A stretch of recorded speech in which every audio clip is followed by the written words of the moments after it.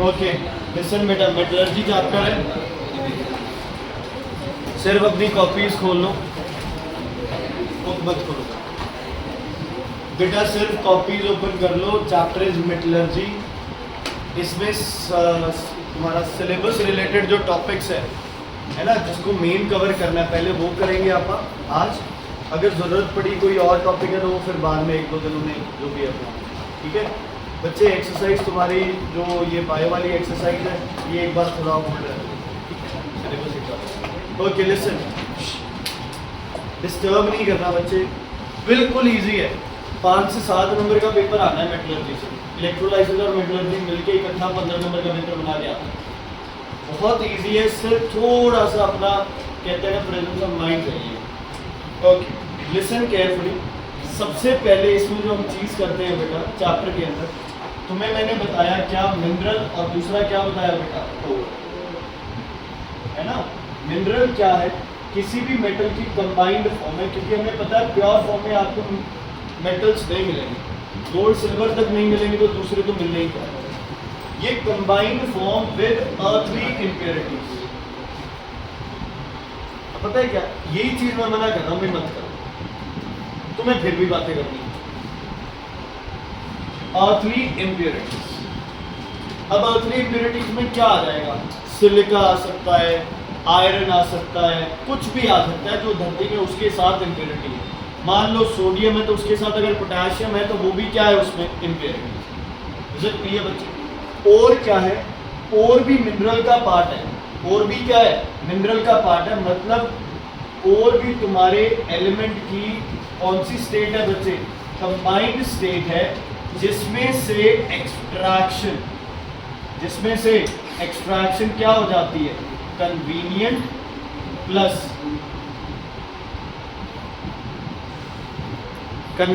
Plus economical. क्या दिक्कत है तब से, क्या दिक्कत है बता है?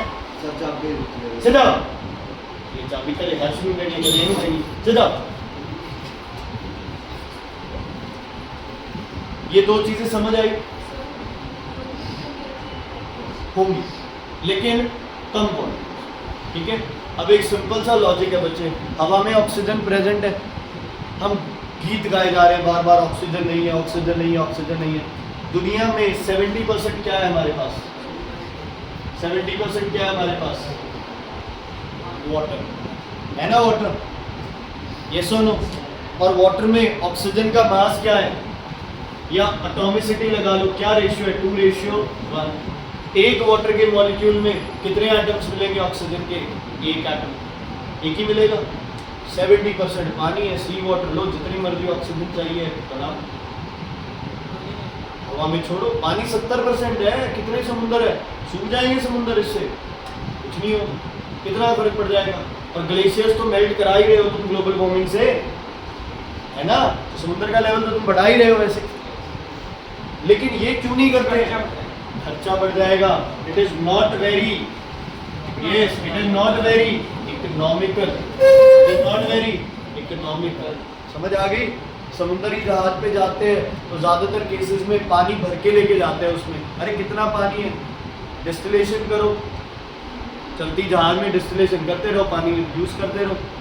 लेकिन ज़्यादातर केसेस में क्या लेके चलते हैं, पानी के टैंक साथ लेके चलते हैं। फिर 10 दिन 20 दिन 30 दिन की जर्नी है तो कुछ परसेंट ऑफ वाटर क्या हो सके हमारा यूज़ हो सके, किसके लिए, because the process is not very convenient. तो और मिनरल में समझ आया, समझ आ गई भी। और वो मिनरल के पार्ट हैं जिनसे एक्सट्रैक्शन क्या है, इजी। सबसे पहले आपके लिए जो इम्पोर्टेंट है वो एक ही है बच्चे, ओर ऑफ एल्यूमिनियम।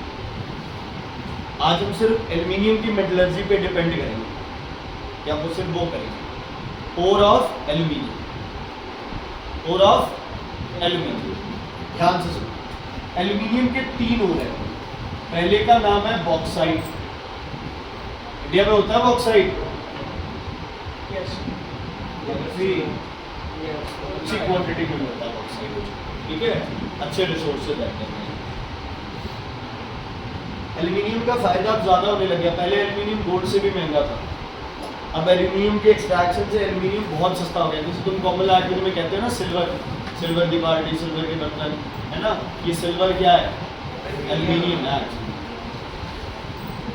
दूसरा इसका होता है बच्चे क्रायोलाइट, जिसमें होता है Na3Al। Na की वैलेंसी कितनी होती है बच्चे, 1, तो 3 हो गए यहाँ से, 3 पॉजिटिव।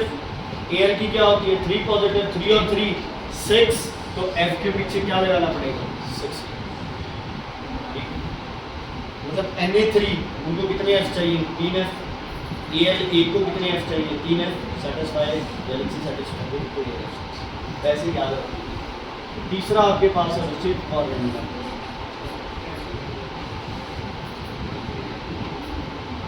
ये कल मैं आपको बता चुका हूँ कि किसी भी मेटल को उसकी ऑक्साइड की फॉर्म में ले आओ तो इजी हो जाता है एक्सट्रैक्शन। बताया था ना भाई, ऑक्साइड की फॉर्म में, वैसे ही बताया था अक्षराई सिंगल वैसे ही लाते कि अगर आप किसी भी मेटल को उसकी ऑक्साइड में ले आओ तो क्या हो जाता है एक्सट्रैक्शन सॉल्व। क्योंकि अभी हमें इससे सिर्फ क्या निकालना है, क्या निकालना है, ऑक्सीजन। ठीक है, कोई कार्बोनेट है, सल्फेट है, नाइट्रेट है, तो वहाँ फिर आपको उसे याद है। ठीक है, चलो आपके हिसाब से इन तीनों में से किससे एक्सट्रैक्ट करना सबसे इजी है, 1 2 3 में, ऑक्साइड से। और मेरे हिसाब से किससे है, क्योंकि इसमें तो वाटर ऑफ क्रिस्टलाइजेशन में, इसमें तो वो भी नहीं है, लेकिन ये कन्वीनियंट रहता है। क्यों रहता है, बहुत ज़्यादा क्वांटिटी में प्रेजेंट है ना। एक तरह से ये लगा लो कि कोरेंडम में अगर वाटर ऑफ क्रिस्टलाइजेशन हो तो क्या बन जाएगा, बॉक्साइड।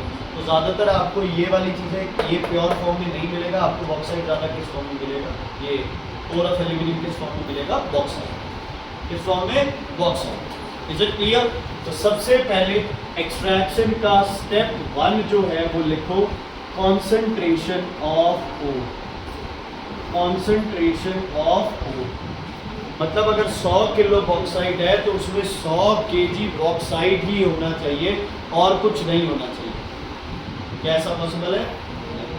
कौन सी इम्प्योरिटीज होंगी, अर्थली। कौन सी इम्प्योरिटीज होंगी, अर्थली इम्प्योरिटीज।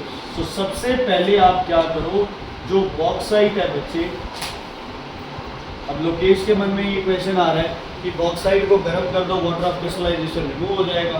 बॉक्साइट में सल्फ्यूरिक एसिड डाल दो, वाटर ऑफ क्रिस्टलाइजेशन रिमूव हो जाएगा। क्या दिक्कत है, Al2O3 है, उसको यूज़ कर लो। लेकिन ऐसा नहीं है ना, ये वाटर ऑफ क्रिस्टलाइजेशन अपना यूज हीट करने पे नहीं करेगा। आगे उसके रीजंस भी बताओ। Al2O3 में आप क्या डालो बच्चे, NaOH। क्या डालोगे, NaOH। टेम्परेचर रखना है इसका 150 to 200 डिग्री सेल्सियस और ये बना देता है बच्चे Na2AlO2। Na2AlO2 दे दी मैंने आपको, Na2AlO2 प्लस H2O। बेटा NaAlO2 sorry, NaAlO2 plus H2O।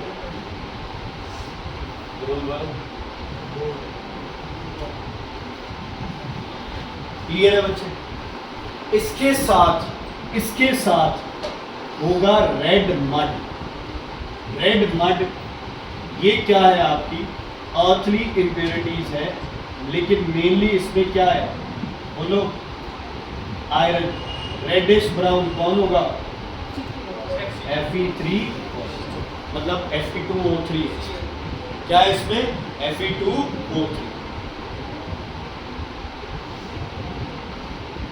समझ आ गया बच्चे। अर्थली इम्प्योरिटीज क्या कर गई, सेटल। जितना एल्यूमिनियम था वो सब NaOH में डिसॉल्व होके क्या बना गया, NaAlO2। फिल्टर कर लो, NaAl2 का तुम्हें क्या मिल गया, सोल्यूशन। समझ आ गई। अर्थली इम्प्योरिटीज निकाल दिया अपन ने, लेकिन सबसे बड़ी प्रॉब्लम क्या हो गई कि हमारे पास आ क्या गया, NaAlO2। आप तो Al2O3 से एक स्टेप क्या चले गए, और दूर चले गए। अब इसमें हम क्या डालेंगे, इसमें हम वाटर डालेंगे, लेकिन टेम्परेचर क्या रखेंगे बच्चे, 50 डिग्री टू 60 डिग्री सेल्सियस। ऐसे तो पानी ऑलरेडी है, तो इसका मतलब जो अपन ने फिल्टर किया सोल्यूशन, जो साफ सोल्यूशन है, उसका टेम्परेचर 150 से नीचे ले आएंगे। कितना, 150 degree Celsius, sorry 50 degree Celsius. तो फिर क्लियर है बच्चे, ओके। हाँ NaOH plus AlOH whole thrice, ये दो चीजें बन जाएंगी। भाविका जी ऑक्साइड बनाना था लेकिन हमें क्या मिल गया? हाइड्रोक्साइड। अभी भी प्रॉब्लम है ना, लेकिन है क्या? ये प्योर है, इनमें कोई इम्प्योरिटी नहीं है। अब तीसरा स्टेप क्या होगा? AlOH होल थ्राइस को हीट करो बच्चे 1100 डिग्री सेल्सियस तक, ये बन जाएगा Al2O3 प्लस H2O, शायद यहाँ 3 आएगा, यहाँ वैसा कुछ, ठीक है। इसको नाम दिया जाता है एल्यूमिना। इसको कोरिंडम क्यों नहीं कह रहा मैं? Why am I calling it alumina not corundum? Corundum has impurity, but it is pure aluminium oxide. It is pure aluminium oxide. कहाँ से तो create है?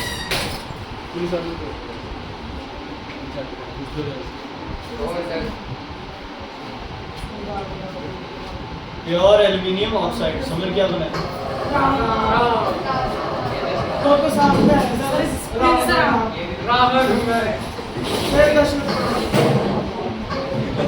समझ हरकतें तो एक ही राम वाली नहीं है। मैंने क्या किया? बहुत मर्यादा पुरुषोत्तम राम, मेहनत। कोई ऐसा नहीं है, इसको समझाऊंगा सर। इसके पिताश्री कौन है? आपके पिताश्री दशरथ तो स्टार्टिंग एंट्री में समर भी स्टार्टिंग में हो गई। क्लियर है बच्चे? समर भी इसके साथ आगे बढ़े।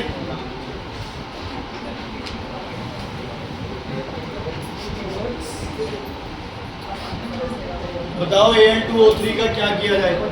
मेटल रिएक्टिविटी सीरीज बताओ मनरीत। सबसे ऊपर पोटेशियम, फिर सोडियम, फिर कैल्शियम, फिर मैग्नीशियम, फिर एक तरह से बेसिक। अब हुआ क्या है बेटा इसमें? एल्यूमिनियम जो है वो एक तरह से हाईली रिएक्टिव है। हाईली रिएक्टिव है इसलिए हाइड्रोजन वाला तो कंसेप्ट ही खत्म है कि H2 से रिएक्ट करके मैं, क्योंकि hydrogen can not replace aluminium. आपके पास कुछ और रिड्यूसिंग एजेंट है, जैसे कार्बन है, कार्बन मोनोऑक्साइड है, बट वो भी यहाँ काम नहीं करते, क्योंकि ये जो कैटेगरी है ये रिएक्टिव कैटेगरी है, ये कोई नॉन रिएक्टिव कैटेगरी नहीं है। ये रिएक्टिव है, ये सब रिएक्टिव एलिमेंट्स है आपके। हाँ ठीक है, थोड़ी रिएक्टिविटी में डिफरेंस आ जाता है, but still what are they are reactive. Aluminium Al2O3 ही रहेगा, एल्यूमिनियम नहीं बनेगा। जब कोई चीज सीधे रास्ते से, तरीके से अलग ना हो तो उसके लिए हम क्या करते हैं? क्या करते हैं? उल्टे सीधे तरीके। क्या करेंगे उसे? मान लो अभी करंट का दिमाग खराब है, किसी दवाई का असर नहीं हो रहा है, थप्पड़ का असर नहीं हो रहा है, बार बार सर ऐसे ऐसे चल रहा है, हाँ जी, क्या करें उसके साथ? झटके दें, है ना? तो क्या है इलाज? इलेक्ट्रोलाइसिस।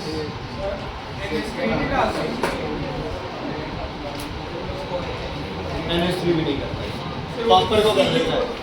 कॉपर कहाँ लाई करता है? कहाँ कॉपर, कहाँ एल्यूमिनियम?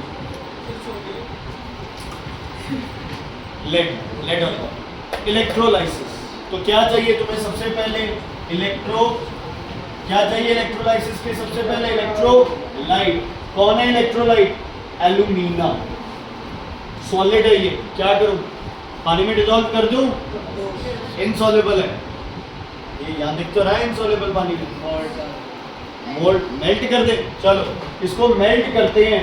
इसका मेल्टिंग पॉइंट है 2050 डिग्री सेल्सियस।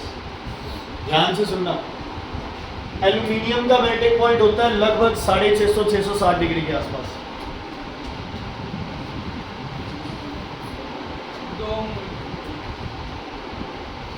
एल्यूमिनियम का बॉइलिंग पॉइंट भी लगभग ये होता है, लगभग मतलब थोड़ा बहुत ऊपर नीचे।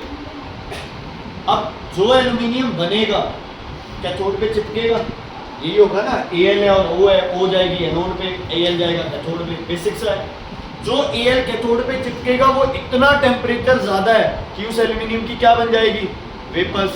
फिर एल्यूमिनियम की वेपर्स कलेक्ट करते फिर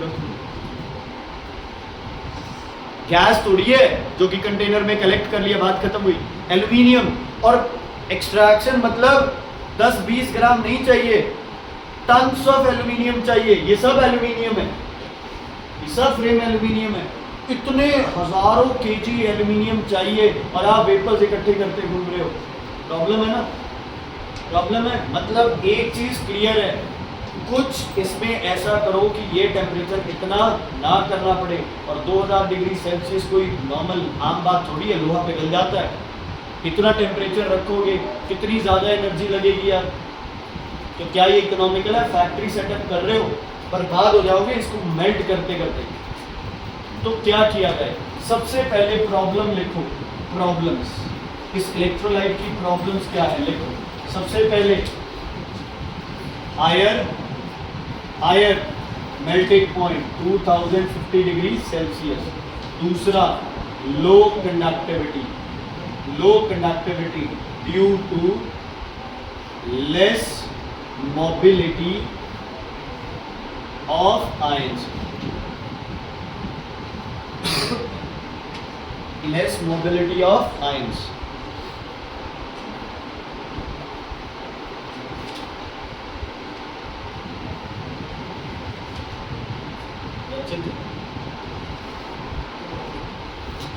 कौन बोल रहा है?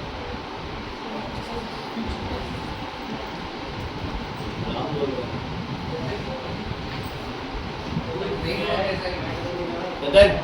चुप हो गया? ठीक है बच्चे, दो प्रॉब्लम है ये। ओके, मैं रब कर रहा हूँ एक बार में। अब लिखो सॉल्यूशंस। सॉल्यूशन दो चीजें ऐड करनी है अपने, दो चीजें ऐड करनी है ना। एक का नाम है क्रायोलाइट, एल्यूमिनियम का और ये NaAlF। इसमें ज़्यादा इम्प्योरिटी नहीं होनी चाहिए, है ना, क्योंकि इसमें इम्प्योरिटीज आएगी तो फिर आगे प्रॉब्लम है। चलो, उसके बाद आपको ऐड करना है फ्लोरोस्पार, CaF2, क्रायोलाइट एंड फ्लोरोस्पार। 20% ये, 60% ये और 20% ये।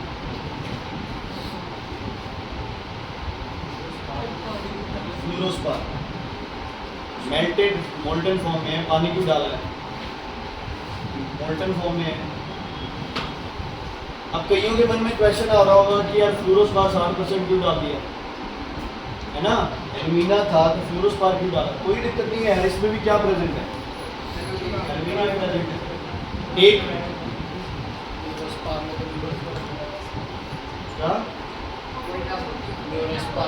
अच्छा, क्रायोलाइट क्यों डाला? सॉरी, हाँ, क्रायोलाइट में क्या है? एल्यूमिनियम। सॉरी, गलती से। ओके, एक है ना, थोड़ा सा एक चीज समझ लो, इसका टोटल मास पता ना मुझे Al2O3 का कितना है?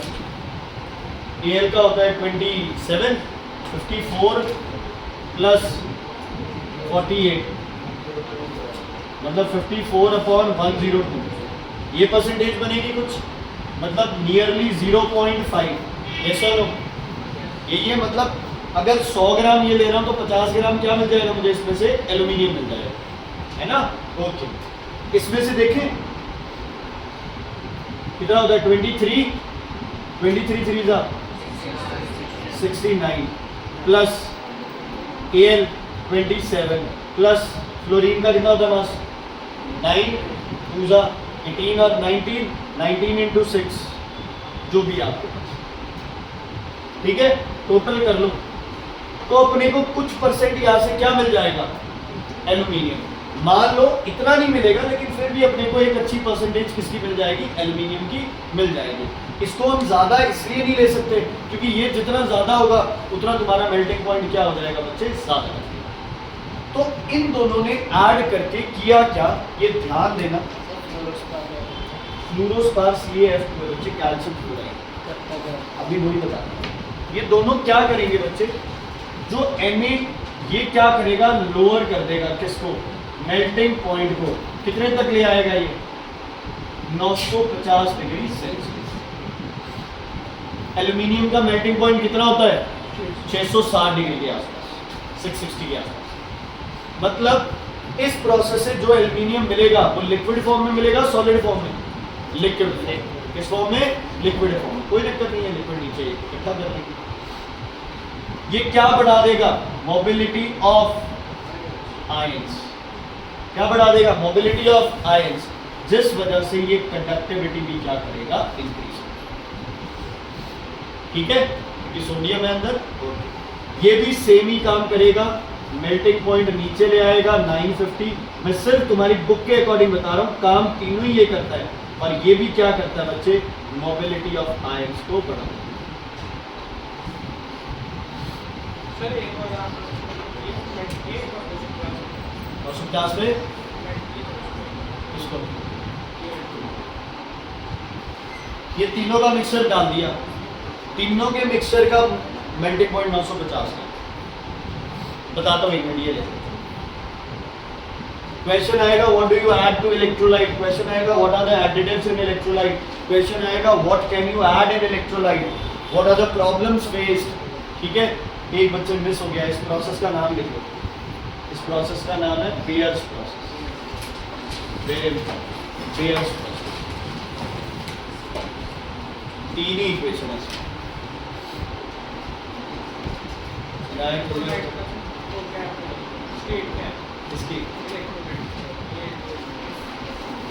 इलेक्ट्रोलाइट की क्या स्टेट होगी, एक्वस या फिर फ्यूज्ड या मोल्टन, तो आप कौन सी स्टेट लेते हो, या मोल्टन। अर्जुना यस, अभी एक हो गया बच्चे। अच्छा, एक चीज और बताओ यार मुझे तुम, चलो एक बार अपने इलेक्ट्रोलाइसिस, इलेक्ट्रोड्स किसके यूज करोगे, कार्बन प्लैटिनम, क्यों, हजारों केजी बना रहे हो एल्यूमिनियम, है ना, प्लैटिनम स्टार्टिंग में ही प्लैटिनम अगर यूज करोगे तो पहले ही बच्चे बैंकक्रप्ट हो जाओगे, तो एल्यूमिनियम एक्सट्रैक्ट क्या करोगे, समझ आ गई। इसलिए क्या यूज कर लो, कार्बन, कोई चक्कर नहीं है। ज्यादा से ज्यादा क्या होगा, कार्बन किसके साथ रिएक्ट करेगा, ऑक्सीजन के साथ। कुछ समझदार बच्चों ने तो सोच लिया होगा Al2O3 मतलब ऑक्सीजन तो रिलीज होनी है ना, तो कैथोड किसका नहीं लेना, ग्रेफाइट का, किसका लेना है, प्लैटिनम का। लेकिन यहाँ कोई कंसेप्ट नहीं, यहाँ सिंपल कार्बन पे जाए, सस्ता है, लग जाएगी, जल जाएगा, क्या हो गया, तो जल जाएगा तो क्या हो गया। ये होमो सेपियंस की एक कैटेगरी है कि दूसरी अपनी फ्रेंड ही अच्छा कुछ पहन के आ जाती है तो ये सब जलती है, तो इससे इनको इग्नोर थोड़ी कर देते, इनायत करिए। हाँ जी, जलेगा नहीं, क्या करेगा, एक वो कंसेप्ट होता है ना कि आग नहीं लगती है, सिर्फ धुआं निकलता रहता है, क्या बोलते हो उसको, क्या बोलते हो, फ्यूमिंग नहीं, मतलब कॉमन लैंग्वेज में पंजाबी थी कि तो खुदा रहता है बच्चे भी, आग नहीं लगती, ऐसे सिर्फ धुआं निकलता रहता है और चीज़ जल जाती है। जैसे गीले घास में आप आग लगा दो तो धुआं निकलता रहेगा और धीरे धीरे राख हो जाएगा, जो भी मतलब जो भी बोलते हो। ठीक है, अब सुनो दोबारा कंसेप्ट, आपके पास क्या है, एल्यूमिना है, और क्या है बोलो, क्या नाम था इसका, और अच्छा यहां एल्यूमिनियम इसके साथ रिएक्ट कैसे कर गया, ये भी मेटल ऑक्साइड है, ये हाइड्रोक्साइड है, विच नेचर, एम्फोटेरिक नेचर। चलो आयंस बताओ सबसे पहले, जल्दी बोलो। An3 पॉजिटिव और O2 नेगेटिव और Na पॉजिटिव, N नेगेटिव होता है, Al3 पॉजिटिव, F1 नेगेटिव और Ca2 पॉजिटिव, और कुछ मतलब F1 नेगेटिव। ठीक है बच्चे, ओके। एनोड किसका लेना है हमें, कार्बन का, ग्रेफाइट का, और कैथोड भी किसका है, ग्रेफाइट। अच्छी बात क्या है, अब टेम्परेचर सिर्फ कितना रखना पड़ेगा, 950 डिग्री सेल्सियस, है ना। बाकी यार जितना हम थ्योरेटिकल चलते हैं इतना प्रोसेस प्रैक्टिकल चलते, ठीक है, थोड़ी बहुत। बोलो भाई यश, एनोड पे इनमें से कौन जाएगा, कौन कौन जा सकता है, पहले तो ये बता, एनोड पे जल्दी बता, बोलो कुछ तो बोलो। पॉजिटिव वाले एनोड पे जाएंगे, एनोड पॉजिटिव चार्ज होता है, कैथोड नेगेटिव। पेपर 11 से है, कौन कौन जाएगा? O और F। वैसे जनरली बता दो और F में से कौन ज्यादा रिएक्टिव है? F। वन वैलेंसी है, सिंपल सी बात है, फ्लोरीन तो मोस्ट रिएक्टिव नॉन मेटल पढ़ते आ रहे, तो F और O में से कौन जाएगा इस पे एनोड पे? O। O2 negative -2 electron gives O। लेकिन किसी ने बताया O तो O2 होती है ना? कई लोगों को टेस्ट में नहीं पता था कि O तो O2 होती है, काफी थे। तो यहाँ कितने इलेक्ट्रॉन लो? 4। यहाँ क्या लगा दो? क्यों जाएगा? जो ज्यादा रिएक्टिव होता है वो नहीं जाता, कम रिएक्टिव पहले बस नहीं पड़ा ना। कैथोड पे कौन कौन जाएगा सुखबीर? क्या बना लो, कोई चक्कर नहीं है, क्या दिक्कत है? मैम कह रहे तो मैम को कुछ रखो लो। O2 negative -4 electron, assessment time है, टीचर को कुछ रखो। हाँ जी बच्चे, कैथोड पे बोलो भाई कौन कौन जाएगा सुखबीर? कौन कौन से? Al, Na, Al, Ca। सबसे कम रिएक्टिव कौन है तीनों में? Al। Al3 positive +3 electron gives Al। देखा सही है दोनों इक्वेशंस, कोई प्रॉब्लम तो नहीं है? Law of conservation of mass को वायलेट तो नहीं कर रहा? कर रहे हैं। कितने इलेक्ट्रॉन्स है यहाँ? 4। यहाँ कितने हैं? 3। ऐसे काम नहीं चलेगा। तो क्या करें?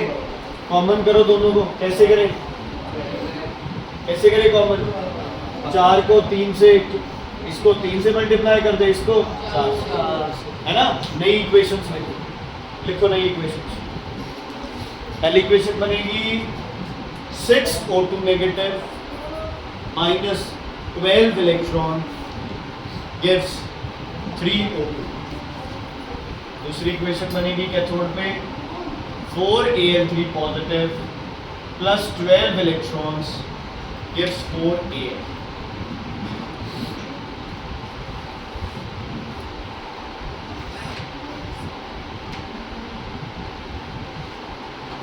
हो गया? एल्यूमिनियम मिल गया, एल्यूमिनियम बन गया। इस प्रोसेस को बोलते हैं, जहां तुमने स्टेप 2 इलेक्ट्रोलाइसिस लिखा है उसके ऊपर नाम लिख लो बच्चे। इस प्रोसेस को बोलते हैं हॉल हेरोल्ड प्रोसेस। क्या बोलते हैं इसे? Hall Harold's process. स्टेप 2 लिखा है ना, जहां इलेक्ट्रोलाइसिस स्टार्ट किए जहां। पहला कौन सा है? Bears process. दूसरा है hall Harold's process, apostrophe S, hall Harold's process. दो हॉल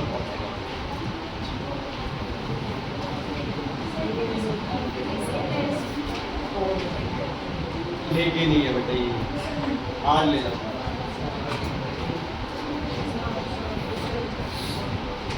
ओके सुनो, अब है ना, एक बार सेटअप देख लो कि सेटअप कैसे तैयार होता है। इसको ध्यान से देखो।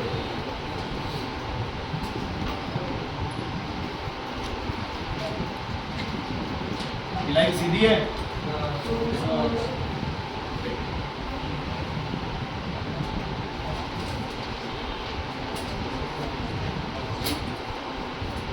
एक टैंक लिया जाता है जिसका अंदर वाली लेयर किससे कवर की जाती है? कार्बन से।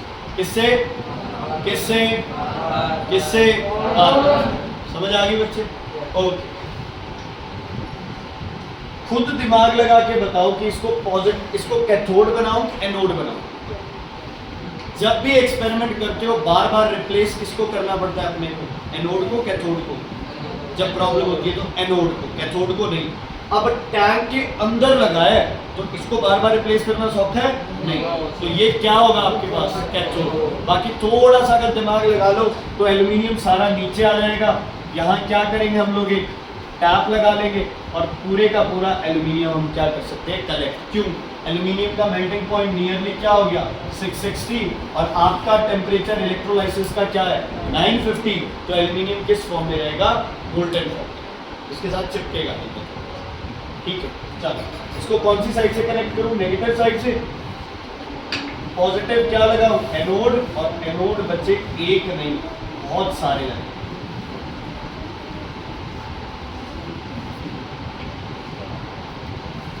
इसमें क्या डाला हुआ है, हेलो, क्या क्या नाम है उसका, एल्यूमिनियम ऑक्साइड और क्रायोलाइट और, ठीक है बच्चे। टेम्परेचर क्या रखे इसका, 950 डिग्री सेल्सियस। समझ आ गई? ओके। अक्षरा, कहाँ जाएगा सारा एल्यूमिनियम, यहाँ या नीचे सारे का सारा एल्यूमिनियम? टाइम टाइम पे टैप खोलते रहो, एल्यूमिनियम लिक्विड। ठीक, ध्रुव नहीं सोना। ठीक है बच्चे, क्लियर है? कोई दिक्कत है तो बताओ। क्लियर है? ओके। यहां कौन जाएगा एनोड के पास, देखो चेक करो, कौन जाएगा, ऑक्सीजन। C+O2 गिव्स, तो बार बार क्या करना पड़ेगा एनोड को, रिप्लेस। कोई दिक्कत नहीं, बहुत सस्ता है ना, 1 रुपए की पेंसिल में इतना सारा ग्रेफाइट है, कितने रुपए लग जाए, बहुत कम। समझ आ गया? अब क्वेश्चन आ जाए कि name a gas released in hall Harold, क्या बोलोगे, oxygen. Does it effect the anode, yes. If yes, name the gas produced, CO। Name the gas produced, CO। Name the gas release, क्या है, oxygen है। वो oxygen क्या कर रही है, वो छोड़ो। ऑक्सीजन मिल रही है इसे, टेम्परेचर है 950, आग भी लग सकती है, यस। आग लग सकती है, यस। इसलिए इसके ऊपर क्या स्प्रिंकल कर दिया जाता है, कोक पाउडर। जैसे पिज्जा के ऊपर चीज को नहीं करते, कद्दूकस करके डाल देते ऊपर, है ना, ठीक है। ऐसे ही बच्चे क्या करते हैं, कोयले को बिल्कुल क्या बना लेते हैं, पाउडर, कोक पाउडर, उसको ऊपर डालते हैं। क्यों डालते हैं, टू अवॉइड, क्यों डालते हैं, to avoid burning of anode, to avoid burning of anode, to avoid burning of anode.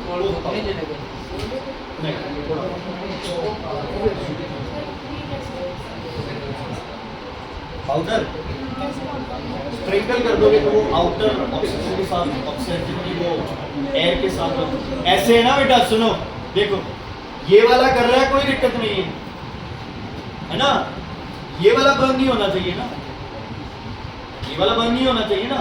तो ये क्या करता है भाई, ये आपने जब इसके ऊपर कोक स्प्रिंकल कर दिया, ये लगा लो भाई, जैसे यार अगर फायर बंद करनी है तुमने तो क्या करोगे, एयर की सप्लाई को क्या कर दोगे, आग के ऊपर बोरी डालने से बंद क्यों हो जाती है, हवा की सप्लाई बंद हो जाती है। तो आप एक तरह से बर्निंग ऑफ एनोड को अवॉइड कर रहे हो। अवॉइड में ऐसे नहीं है कि बिल्कुल रुक जाएगा ना, लेकिन जो आप रिप्लेसमेंट टाइम अगर 2 घंटे 4 घंटे थे तो वो थोड़ा सा आपका 1-1.5 घंटा फालतू निकल जाएगा, स्लो कर देते हो कंबशन ऑफ एनोड। ग्रेफाइट का एक पूरी लेयर ग्रेफाइट की है, एनोड भी कार्बन। मेटलर्जी का मतलब होता है, एक्सट्रैक्शन का मतलब होता है कि ज्यादा क्वांटिटी चाहिए। अब ज्यादा क्वांटिटी के लिए ये सब तो करना पड़ेगा, इलाज नहीं है। एक बार बहुत पैसा आ जाए तो प्लैटिनम यूज कर लेना, लेकिन पता है इनमें ना इम्प्योरिटीज होती है, जैसे आर्सेनिक वगैरह है, फ्लोरीन है ना, तो हो सकता है प्लैटिनम भी नुकसान, और वो नुकसान झेल। क्लियर है बच्चे? क्या आपको पता, क्या आपको लगता है भी जो एल्यूमिनियम मिला है वो 100% प्योर है? Yes sir. शायद अगर इसको प्योर करना है तो पता है तुम्हें क्या करना है, क्या करना है, इस दोबारा इसकी क्या करनी है इसकी दोबारा, इलेक्ट्रोलाइसिस।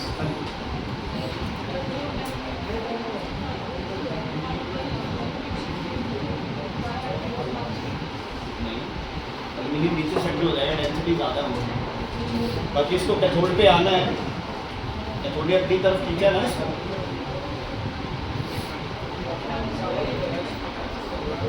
यही तो इलेक्ट्रोलाइसिस का काम है। स्पेक्टेटर आयंस जो है वो नहीं जाते हैं इलेक्ट्रॉन, दूसरे जाते हैं।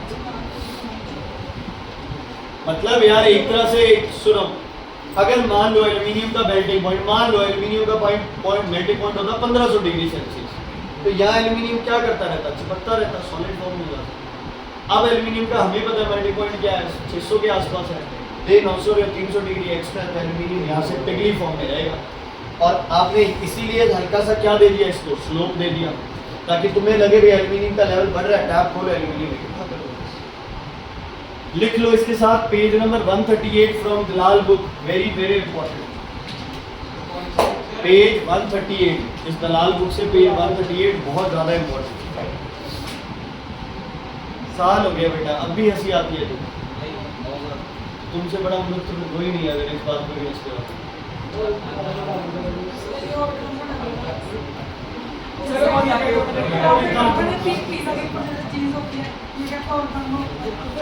क्या बस आज भी थोड़ी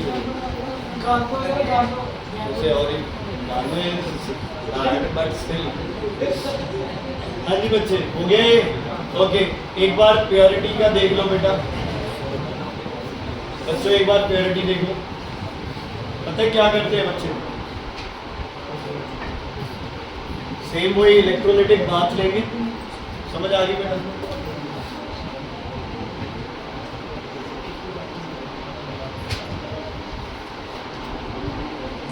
इसमें क्या भर देंगे, इससे क्या ऐड करते जाएंगे, इम्प्योर एल्यूमिनियम, क्योंकि वो किस फॉर्म में मिला तुम्हें, लिक्विड फॉर्म में।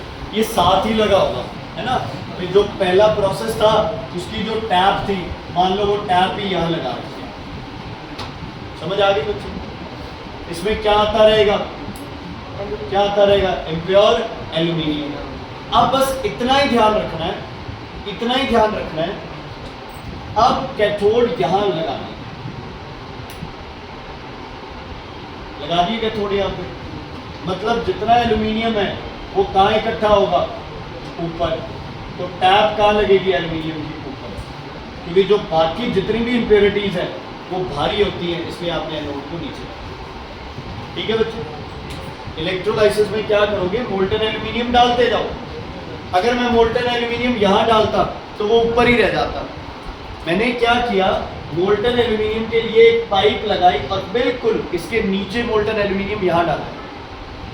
जैसे उसमें ये कैथोड था, इसमें ये क्या है, पूरे का पूरा एनोड। क्या है, एनोड। ये आपकी स्ट्रिप्स किसकी है, कैथोड की, वही सेम कार्बन है। मतलब पहले जो एल्यूमिनियम नीचे कलेक्ट हो रहा था, अब एल्यूमिनियम कहाँ कलेक्ट हो रहा है, ऊपर। क्योंकि जो आपका एल्यूमिनियम तुमने ये डाल रहे हो, इसमें जो इम्प्योरिटीज है उनका वजन क्या है बच्चे, ज़्यादा है, क्योंकि एल्यूमिनियम एक हल्का मेटल होता है। एयरक्राफ्ट्स में एल्यूमिनियम क्यों यूज़ करते हैं, हल्का है, लोहे वगैरह से हल्का है, इसलिए एल्यूमिनियम नीचे बैठ जाता है। ये इम्प्योरिटी नीचे होती है, प्योर यहाँ से। समझ आई नहीं आई? मोल्टन ही है, ऊपर डालो बच्चे, नीचे तक नहीं जाता, इम्प्योरिटीज भी यही रहता है, मिक्स नहीं होती ना ज़्यादा जल्दी से। इम्प्योरिटीज तो जहाँ है वहीं पड़ी रहेगी, इसमें से एल्यूमिनियम ऊपर उठता है। जहाँ क्या चक्कर पड़ेगा, एल्यूमिनियम तो आ जाएगा लेकिन इम्प्योरिटीज भी यहीं पड़ी रहेंगी, फिर प्रॉब्लम बेटा थोड़ा थोड़ा करेंगे ना, एकदम से नहीं। या फिर ऐसे ले लो आप, इम्प्योरिटीज की हैवी और लाइट को आओ ही मत, इधर देखो।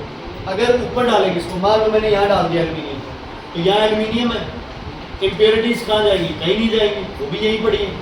इसीलिए वो पाइप नीचे तक कर दी कि यहाँ पड़ा है सब कचरा, यहाँ से एल्यूमिनियम उठ उठ के क्या आता रहेगा, ऊपर, इम्प्योरिटीज है नीचे पड़ी रहेगी। समझ आ गई? मोल्टन एल्यूमिनियम को, इम्प्योर एल्यूमिनियम को नीचे तक क्यों डाले जा रहे हो आप इसलिए डाल रहे हो उसे ताकि इम्प्योरिटीज वही रह जाए और प्योर एल्यूमिनियम कैथोड। पता नहीं क्यों, पूछो मुझसे, आपने क्वेश्चन पूछा होगा ये पता नहीं, बोलो दोबारा बता। मान लो अपने ये अपना इलेक्ट्रोलाइटिक बात है पूरा, ठीक है जी। मैंने क्या किया, इम्प्योर एल्यूमिनियम को यहाँ डाल ऊपर, पूरा भर दिया इम्प्योर एल्यूमिनियम से, भर दिया बच्चे, क्लियर है। अब आपको पता है इलेक्ट्रोलाइसिस में जो आयन कैथोड पे जाना है वो तो कैथोड पे चला जाएगा, बाकी तो जहाँ पड़े वहीं रह जाएंगे, यस और नो, ठीक है। चलो माना एल्यूमिनियम कैथोड पे जाएगा, वो आयन थोड़े थोड़े दूर होते जाएंगे, एल्यूमिनियम कैथोड पे जाएगा, बाकी आयन दूर होते जाएंगे, कैथोड ऊपर रखना है ना। चलो भाई ये हो गया प्रोसेस। इससे अच्छा क्या है कि मैं एल्यूमिनियम जो इम्प्योर एल्यूमिनियम है उसकी जो पाइप है उसको कहाँ रखूँ, नीचे रखूँ, ताकि यहाँ से एल्यूमिनियम ऐसे भरे, भरता गया। अब क्या है, एल्यूमिनियम यहाँ रख लिया मैंने, यहाँ आपके पास कैथोड है, ठीक है, और यहाँ आपके पास इलेक्ट्रोलाइसिस में लिखवाता हूँ कि कुछ और मटेरियल जैसे फ्लूरोस्पार इसमें डाल सकते हो आप, क्या बढ़ाने के लिए, इसकी कंडक्टिविटी बढ़ाने के लिए आप इसमें बिस्मथ फ्लोराइड डाल सकते हो, आप इवन इसमें कुछ हद तक क्रायोलाइट डाल सकते हो ताकि इसकी जो एक्टिविटी है वो क्या हो जाए, ठीक है। अब होगा क्या, यहाँ से जो भी आपके पास एल्यूमिनियम होगा वो अपने आप कहाँ जाएगा, कैथोड, और जो इम्प्योरिटीज है वो कहाँ रह जाएगी। समझ आ गया, नीचे इसलिए डालते हैं कि इम्प्योरिटीज क्या रह जाए, नहीं पड़ी रहे, और उसमें से एल्यूमिनियम क्या जाता जाए, कैथोड पे। एक बार अगर आपकी बुक में भी अच्छा से दे रखा है बच्चे, ये रहे, ये रहे, अपनी बुक में देखना है वो बुक, देना ही बुक